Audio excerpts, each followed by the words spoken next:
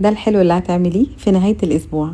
لو حد قالك حلويات البيت مش حلوة زي اللي بنشتريها من بره، قوليله بقى انت ما بتعرفش حاجة وتعالى دوقك. الوصفة اللي كل حد يدوقها عندك يقولك هي ايه المكونات، هي معمولة من ايه، هي كريمي قوي كده ازاي. لو اول مرة تشوفيني ما تنسيش تتابعيني. انا عفاف ويلا بينا نبدأ على طول. في البداية كده هجهز اول حاجة الشربات.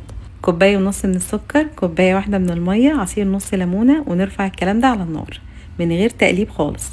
بعد دقيقتين السكر بيبتدي يدوب، ممكن هنا نقلب، نسيبه يغلي 10 دقايق على نار متوسطة، وبعدين نطفي النار، نضيف عليها معلقة من مية الورد، ولو مش متوفر ممكن نستبدلها بالفانيليا. نركن الشربات على جنب يبرد، ويلا بينا نجهز طبقة السميد.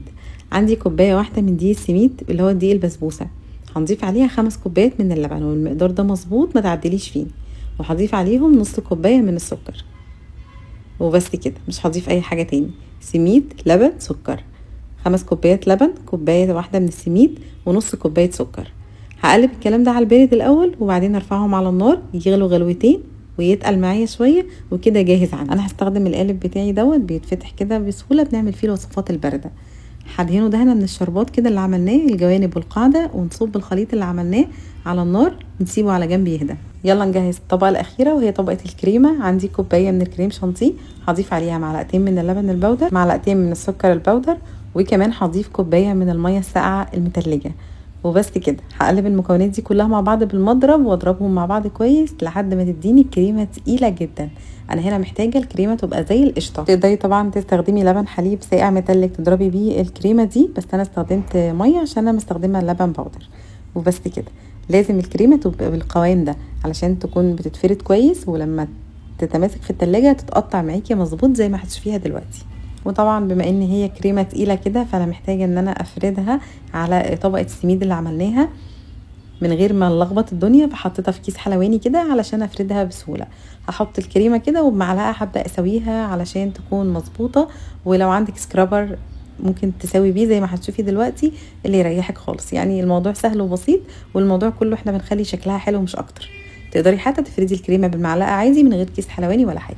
دخلتها التلاجة ساعتين لحد ما تمسكت كده، بنخرجها من التلاجة. ممكن تحطي على وشها الورد المحمدي او اي مكسرات عندك، سوداني، فستق، براحتك، او ما تحطيش حاجه خالص، هي خطيره من غير حاجه.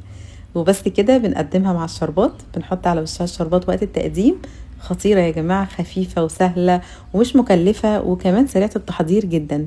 يعني حتى لو جالك ضيوف قبل ما يجوا كده ب10 دقايق حضريها بسرعة ودخليها التلاجة شوية، وبجد ده أسرع وأسهل حلو ممكن تعمليه، راقي وشيك جدا. لما بنيجي نقطعها بتتقطع مظبوطة جدا، قطعيها مربعات، مثلثات، اعمليها في صينية بايركس، مربعة، مستطيلة، يعني كل حاجة هتنفع.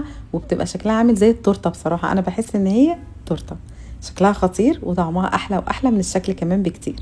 تعالوا نقطعها واوريكم شكل الكريم شانتيه اللي عملناه. يا جماعه الكريم شانتيه ده ما حطيناش عليه قشطه خالص، كل التماسك الخطير ده بالمقادير اللي عملناها بس مش اكتر. انما هي الوصفه الاصليه ممكن تفردي على وشها قشطه او كريمه متضاف لها قشطه، بس احنا يعني عشان اعملها لكم بطريقه اقتصاديه عملتها بالكريم شانتيه وبس.